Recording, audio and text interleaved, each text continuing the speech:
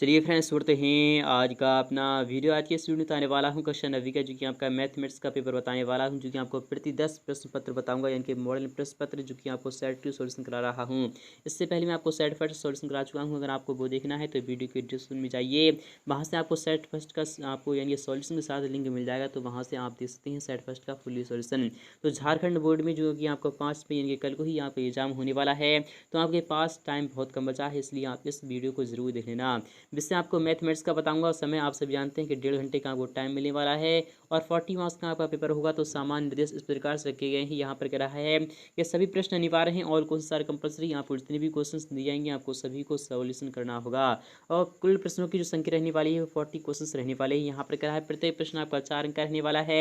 एक क्वेश्चन का जवाब देने पर आपको 1 ही अंक मिलने वाला है और प्रत्येक प्रश्न आपका 4 विकल्प दिए गए हैं, जिसमें कि आपको सही विकल्प का चयन करना होगा। यहाँ पर कह रहा है गलत उत्तर के लिए कोई भी अंक नहीं काटा जाएगा, यानी कि नो नेगेटिव मार्किंग है। कोई भी क्वेश्चन के जवाब देने पर अगर यहाँ पर कोई गलत हो गया तो आपका कोई भी मार्क्स नहीं काटा जाएगा। तो अंत तक बने रहिए हमारे साथ अंत तक। तो फ्रेंड्स पहला वाला क्वेश्चन आपके सामने इस प्रकार से रखा जाएगा। यहाँ पर कह रहा है निम्नलिखित में से कौन अभाज्य संख्या है? क्या 2 एक अभाज्य संख्या है? तो हाँ, 2 एक अभाज्य संख्या है। क्या 1 अभाज्य संख्या है? तो नहीं, 1 तो किसी में आती ही नहीं है। क्या 0 एक अभाज्य संख्या है? तो नहीं, 0 भी नहीं आती है। और यहाँ पर 4 की बात है तो 4 भी एक अभाज्य संख्या नहीं है। तो आपका क्या आ जाएगा? तो आपका विकल्प यहाँ पर पहला वाला आ जाएगा, यानी कि ए आपका ऑप्शन सही हो जाएगा। और यहाँ पर बात सेकंड वाले क्वेश्चन, यहाँ पर क्या है, दो पूर्णांकों का गुणनफल हमेशा होता है। तो दो पूर्णांकों का गुणनफल सदैव पूर्णांक ही क्या होगा? तो पूर्णांक ही होगा। और यहाँ पर क्या है, थर्ड वाला क्वेश्चन क्या कह रहा है, ये भी आपको देख लेना है कि पाई किस प्रकार की संख्या है? तो हम जानते हैं पाई जो है वो आपकी एक अपरिमेय संख्या है। क्या एक अपरिमेय संख्या है? क्या है? एक अपरिमेय संख्या है। क्या प्राकृतिक संख्या है? तो नहीं। क्या पूर्ण संख्या है? तो नहीं। क्या परिमेय संख्या है? तो नहीं। इनमें से कोई नहीं। तो आपका क्या आ जाएगा? तो आपको सिंपली ऑप्शन नंबर डी लगा देना है, इनमें से कोई नहीं है। बल्कि पाई क्या है? तो पाई एक अपरिमेय संख्या है। नेक्स्ट बात नहीं, यहाँ पे कह रहा है कि वास्तविक संख्या क्या है? क्या वास्तविक संख्याएं परिमेय संख्याएं होती हैं? तो हाँ, वास्तविक संख्याएं परिमेय संख्याएं होती हैं। क्या अपरिमेय संख्याएं होती हैं? क्या वास्तविक संख्याएं अपरिमेय संख्याएं होती हैं? तो हाँ, ऑप्शन में आपका क्या आ जाएगा? तो आपका ए और बी दोनों ही आपका करेक्ट हो जाएगा। अपरिमेय संख्याएं क्या होती हैं? अंडर रूट 2 जो होती है वो भी आपकी एक वास्तविक संख्या ही होती है। तो इस प्रकार से आप समझ सकते हो। यहाँ पर 5 क्वेश्चन की बात नहीं, यहाँ पे कह रहा है 2 तथा 3 के बीच इनमें से कौन सी परिमेय संख्या है? तो आपको बता चलूँ 2 और 3 के बीच जो परिमेय संख्या है वो कौन सी है? यहाँ पर बता चलें, यहाँ पर 5/3 जो है वो आपकी 2 और 3 के बीच में है। क्या किसके बीच में? तो नहीं। तो क्या आपके 5/2 है? क्या है? तो 5/2 है। आपकी 5/2 की अगर बात करें तो आपका यह क्या है? तो यह आपका क्या है, मैं आपको बता चलूँ, ये 2 और 3 के बीच की परिमेय संख्या है। अगर यहाँ पर बात नेक्स्ट वाले क्वेश्चन यहाँ पर कह रहा है कि 2 इज इक्वल टू आपका कितना होता है? मैं आपको यहाँ पर बता चलूँ, टू दी पावर कितनी है? तो -3 है। तो आपको जो आंसर हो जाएगा वह कितना हो जाएगा? मैं आपको यहाँ पर बता चलूँ, आपका जो आंसर हो जाएगा वह कितना हो जाएगा? तो ए यानी कि 1/2 की पावर कितना है? तो आपको यहाँ पर 3 प्लस में दिखी, यानी कि 1 कितना हो जाएगा? तो 8 हो जाएगा। क्या हो जाएगा? तो 1/8 हो जाएगा। तो आपको सिंपली ऑप्शन नंबर सी लगा देना है। नेक्स्ट बात नहीं, यहाँ पर कह रहा है इनमें से कौन एक बहुपद है? यहाँ पर बात करें क्या 2s² प्लस का 3s इनवर्स प्लस 4 क्या यह एक बहुपद है? तो नहीं, एक बहुपद नहीं है। क्या ये वाला एक बहुपद है? तो हम देख लेते हैं 2s² प्लस का 3s प्लस का 4/s क्या एक बहुपद है? तो हाँ, यह एक बहुपद है। ऑप्शन में आपका क्या हो जाएगा? तो आपका बी वाला राइट हो जाएगा। तो फिलहाल कि ये सभी भी बहुपद हैं, बट यहाँ पर ऑप्शन नंबर बी वाला ये ज़्यादा करेक्ट बैठ रहा है। तो फिलहाल कि आपका ये भी आपका इनकरेक्ट ही हो जाएगा। क्या हो जाएगा? ये भी आपका इनकरेक्ट ही हो जाएगा। और यहाँ पर बात नहीं, क्या ये एक बहुपद है या फिर ये एक बहुपद है या फिर कौन सा एक बहुपद है? यहाँ पर बात नहीं तो कौन सा एक बहुपद है? तो आपका ऑप्शन नंबर यहाँ पर सी वाला बिल्कुल करेक्ट दिखा रहा है। क्या दिखा रहा है? बिल्कुल सही वाला सही दिखा रहा है, क्योंकि लास्ट में क्या होता है, एक यहाँ पर आपको वो भी दिखना चाहिए, कांस्टेंट भी दिखना चाहिए। 8 क्वेश्चन की बात कह रहे हैं, यहाँ पर कह रहा है इनमें से कौन सा एक बहुपद का शून्य 2 है? तो आपको यहाँ पर पता चले s-2 इक्वल आपका कितना होता है? तो 0 होता है। तो आपको s = 2 दिखाई दे रहा है, इसलिए यहाँ पर s-2 यानी कि बी वाला ऑप्शन आपका करेक्ट हो जाएगा। और यहाँ पर बात है नेक्स्ट वाले क्वेश्चन, यहाँ पर कह रहा है बहुपद यहाँ पर कह रहा है s² - 3s³ - 5s का घात कितना हो जाएगा? तो आपको सिंपली यहाँ पर 3 लगा देना है। क्या लगा देना है? तो 3 लगा देना है। ऑप्शन में आपका डी वाला राइट हो जाएगा। क्या हो जाएगा? तो डी वाला ऑप्शन आपका यहाँ पर करेक्ट हो चुका है। यदि PS आपका इस प्रकार से कि 5s² - 2s प्लस का 7 है, तो P1 का मान आपको निकालना होगा। तो आपको यहाँ पर P1 के मान निकालना है, तो आप इस प्रकार से निकाल लेते हैं। तो आपको यानी कि x स्थान पर आपको क्या रखना है? तो आपको यानी कि 1 रखना है। तो यहाँ पर आपको यानी कि 2 आ चुका है, प्लस का आपको 7 आ चुका है। 7 5 12, 12 में से जब आपको यहाँ पर 2 जाएगा तो आपका 10 बचेगा। कितना बचेगा? 10 बचेगा। ऑप्शन में आपका पहला वाला राइट हो चुका है। नेक्स्ट बात नहीं, यहाँ पर कह रहा है कि 2s³ - 5s² - 2s प्लस का 5 में s एक्स की पावर 4 का गुणांक कितना हो जाएगा। तो यहाँ पर तो एक्स की पावर यानी 4 तो कहीं दिखाई नहीं दे रही, इसलिए यहाँ पर क्या आ जाएगा, तो जीरो आ जाएगा, क्या जाएगा, तो जीरो आ जाएगा।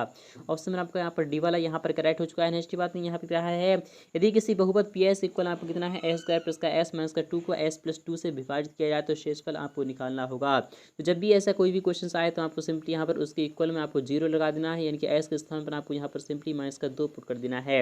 हम एस के स्थान पर माइनस का 2 पुट करते हैं तो आपको माइनस का 2 का स्क्वायर करते हैं, तो फिर उसके बाद आपको यहाँ पर माइनस प्लस का आपको यहाँ पर उसके माइनस का 2 है, और फिर उसके बाद माइनस का 2 बच रहा है। तो हम देख लेते हैं इस इक्वल में हम कितना आ रहा है, तो वही यहाँ पर शेषफल हो जाएगा।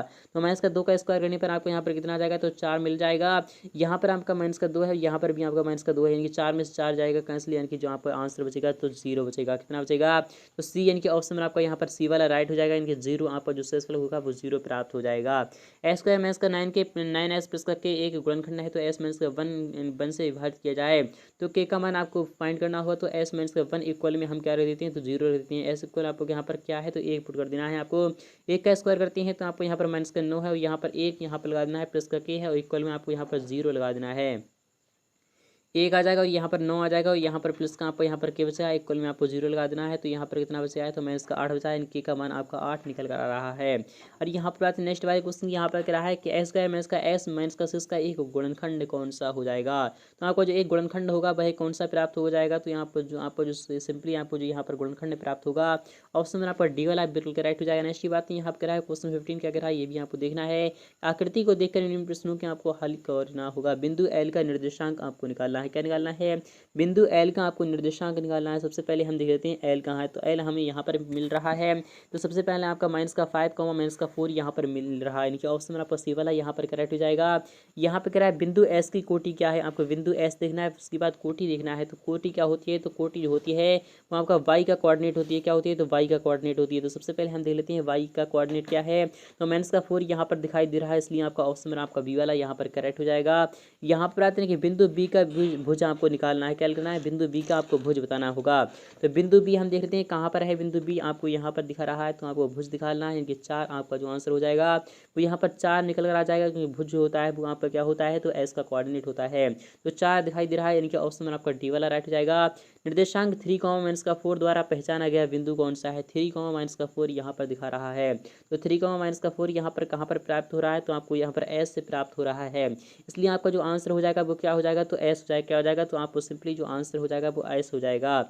यहाँ पे क्या है, कार्तीय तल में क्षैतिज रेखा को क्या कहते हैं। तो कार्तीय तल में क्षैतिज रेखा होती है उसे हम एक्स अक्ष कहते हैं, या फिर आपका वाई अक्ष कहते हैं, फिर जेड अक्ष कहते हैं। यहाँ पर बात कि एस अक्ष कहते हैं। यहाँ पर आते हैं कि मूल बिंदु का जो निर्देशांक होता है वो वहाँ पर 0,0 होता है। क्या होता है, 0,0 होता है, क्योंकि दोनों ही जो लाइन होती हैं वो इंटरसेक्ट करती हैं, क्या कहती हैं, एक दूसरे को विभाजित करती हैं। यदि 2,5 रहेगा समीकरण 2s प्लस वाई का एक इक्वल आपका क्या है, तो एक हल दिया है, तो के का मान आपको फाइंड करना होगा। तो एस के स्थान पर आपको 2 पुट कर देना है, और वाई के स्थान पर आपको क्या करना है, तो 5 पुट कर देना है। इस प्रकार से आपको पुट करना है, और इक्वल में आपका के चल रहा है, तो हम पुट करते हैं तो आपको यहाँ पर किस प्रकार से आ जाएगा, तो हम आपको आ चुका है इस इक्वल में के चल रहा है। तो वाई के स्थान पर भी आपको यहाँ पर पुट करना है, 4 हो जाएगा, और वाई के स्थान पर आपको कितना है, तो 5 है।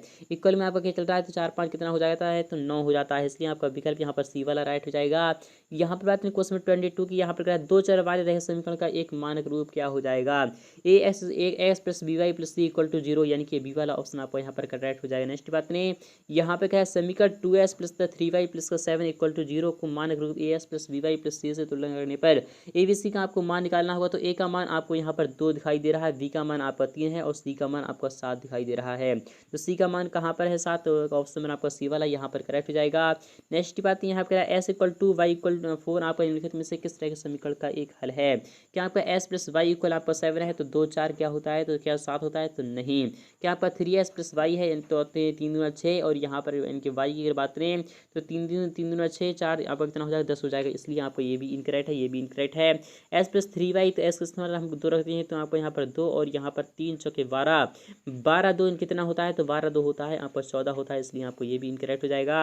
एस प्लस 2y, एस के स्थान आपको 2 रखना है, और यहाँ पर 2y है, 2 के स्थान आपको y के स्थान पर आपको 4 रखना है। एक कुल यहाँ पर कितना हो जाएगा, तो 2, और यहाँ पर 4 2 कितना होता है, 8 होता है, यानी कि 8 2 कितना होता है, तो 10 होता है, यानी कि विकल्प आपका यहाँ पर डी वाला बिल्कुल करेक्ट हो जाएगा। और यहाँ पर बात करें कि रैखिक समीकरण 4s माइनस का 6y इक्वल आपका 8 का एक हल कौन सा हो जाएगा।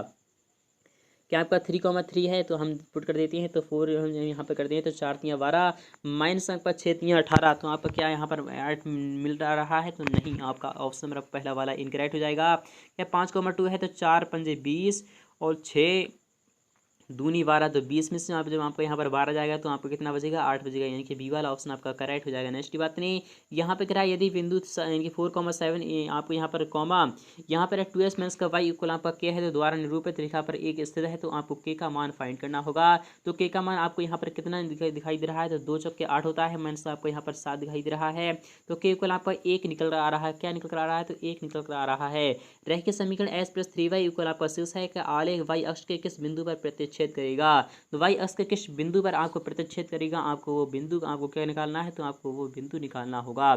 तो कौन सा आपको बिंदु आएगा, फिलहाल कि मैं आपको यहाँ पर बताती हूँ। तो सबसे पहले हम देख लेते हैं, तो क्या 2,0 है, तो नहीं, 2,0 तो नहीं है। क्या आपका 0,6 है, तो नहीं, ये भी नहीं है। क्या 6,0 है, तो हम देख लेते हैं क्या 6,0 है, तो हाँ, ऑप्शन आपका यहाँ पर क्या हो जाएगा, तो आपको यही वाला ऑप्शन सही हो चुका है, यानी कि यही वाला इंटरसेक्ट करिएगा। नेक्स्ट बात नहीं, यहाँ पे क्या है 80 डिग्री का संपूरक कोण का मान कितना होता है, तो हम जानते हैं संपूरक कोण क्या होते हैं, बे दो कोण या फिर बे कोण जिनका जो सम होता है वो आपका 180 डिग्री होता है, उन्हें हम क्या कहते हैं, तो संपूरक कोण कहते हैं। तो एक 80 डिग्री का और दूसरा कोण कितना हो जाएगा, तो 100 डिग्री हो जाएगा, इनके बी वाला ऑप्शन राइट हो जाएगा। वह कोण जो 0 डिग्री से अधिक और 90 डिग्री से कम होते हैं वो क्या कहलाते हैं, समकोण तो नहीं होते हैं, न्यून कोण होते हैं। क्या होते हैं, तो न्यून कोण होती हैं। आपका ए वाला ऑप्शन बिल्कुल ही करेक्ट हो जाएगा। यहाँ पर आते हैं, उस कोण की माप क्या है जो संपूरक कोण का दुगना होता है, तो उस कोण की माप कितना हो जाएगी, तो संपूरक कोण का दुगना होता है। यहाँ पर अगर उस कोण की माप क्या है जो संपूरक कोण का दुगना होता है, तो हम जानते हैं संपूरक कोण की यहाँ पर दुगने की बात हो रही, तो संपूरक कोण तो आपको यहाँ पर 180 डिग्री होता है। संपूरक कोण कितने होते हैं, तो आपको 2 होते हैं, जिसका सम कितना होता है, तो 180 डिग्री होता है। फिलहाल ये दुगना, इसका दुगना जो 360 होना चाहिए, इसलिए आपको ये सभी ऑप्शन इनकरेक्ट है। फिलहाल कि आपको 360 डिग्री आना चाहिए। नीचे दी गई आकृति में रेखाएं एस बाई एम एन बिंदु ओ पर प्रतिच्छेद करती हैं यदि angle P O Y equal आपका 90 डिग्री है और a:v:2 आपका इक्वल आपका 2:3 है, तो सी का मान आपको फाइंड करना होगा। क्या निकालना है, आपको सी का मान निकालना है। जब सी का मान निकालते हैं तो आपका जो आंसर निकल कर आता है वो 126 डिग्री आता है। इसका भी सॉल्यूशन आपको प्रोवाइड करा दूंगा। नेक्स्ट बात नहीं, यहाँ पर क्या है, नीचे दी गई आकृति में आपको यदि ए बी जो है वो पैरेलल है सी डी के और सी डी जो है वो पैरेलल है ई एफ के, तो y:z इक्वल आपका 3:7 है, तो एस का मान आपको फाइंड करना होगा। तो जो एस का मान आएगा वह कितना निकल कर आएगा, तो मैं आपको बताती हूँ एस का जो मान आएगा वह कितना निकल कर आएगा, तो आपको यहाँ पर निकालना है। फिलहाल की जो भी इसका मान आएगा निकल कर वो आपको बता देना है, 126 डिग्री आएगा या फिर कितना आएगा आपको वो कमेंट्स में लिख देना होगा। नेक्स्ट बात यहाँ पे त्रिभुज के तीनों कोणों का अनुपात 1:3:5 है, तो सबसे बड़े कोण का मान आपको निकालना होगा। तो चूंकि हम जानते हैं जब हम एस से यहाँ पर मल्टीप्लाई कराते हैं तो आपको इस प्रकार से हो जाएगा, फिर इसका 5s हो जाएगा, इक्वल में आपको कितना चल रहा है, तो आपको 180 डिग्री लगा देना है, क्योंकि हम जानते हैं त्रिभुज के तीनों कोणों का जो योग होता है वो 180 डिग्री होता है। s+3s और यहाँ पर 5s है, तो आपको यहाँ पर 9s हो जाएगा। इक्वल में आपका 180 डिग्री चल रहा है, तो आपको सिंपली 9 से काट देना है, तो आपका एस का मान 20 निकल कर आ रहा है। तो 20×5=100 यानी कि 100 डिग्री आपका मान निकल कर आ जाएगा, यानी कि जो सबसे बड़ा कोण होगा उसका मान जाएगा वो आपका 100 डिग्री आ जाएगा। और यहाँ पर आते हैं किसी त्रिभुज में अधिक से अधिक कितने न्यून कोण होते हैं, तो किसी त्रिभुज में अधिक से अधिक कितने न्यून कोण होते हैं, यहाँ पर अधिक से अधिक 2 ही न्यून कोण होते हैं। कितने होते हैं, तो 2 ही न्यून कोण होते हैं। यहाँ पर क्या कह रहा है, ये भी आपको देखना होगा कि ट्राइंगल में यहाँ पर इस प्रकार से आपको दिखा रहा है, तो एंगल जो है वो इस प्रकार से 50 डिग्री है, तो एंगल इस प्रकार से आपको निकालना है। फिलहाल कि इसका जवाब क्या आना चाहिए वो आपको कमेंट सेक्शन में लिख देना होगा। तो आपको ट्राइंगल में क्या है, तो आपको सिंपली यहाँ पर देख लेना है, यहाँ पर क्या कह रहा है आपको देख लेना है और समझ लेना है। और इसका भी सोल्यूशन आपको नेक्स्ट पार्ट में प्रोवाइड करा दूंगा। फिलहाल कि आप यहाँ पर देख लीजिएगा यह किस प्रकार से समझा रहा है, आप अच्छे प्रकार से समझ सकते हैं। यहाँ पर बात करें नेक्स्ट वाले क्वेश्चन की, किसी त्रिभुज के बराबर कोणों की सम्मुख भुजाएं होती हैं वो कितनी होती है, त्रिभुज की सम्मुख भुजाएं कितनी होती हैं, तो बराबर होती हैं। क्या होती हैं, तो बराबर होती हैं। यहाँ पर इस प्रकार से दिखा रहा है, तो आप यहाँ पर देख लीजिएगा। फिलहाल इसका भी सोल्यूशन प्रोवाइड करा दूंगा। यहाँ पर आते हैं क्वेश्चन नंबर 39 की, वो इस प्रकार से यहाँ पर भी देख लीजिएगा और सोल्यूशन कर लीजिएगा। इसी सर्वांग त्रिभुजों की संगत भुजाएं जो होती हैं वो क्या होती हैं, तो समान होती हैं, अनिश्चित होती हैं। क्या होती हैं आपको कमेंट्स में लिखना होगा।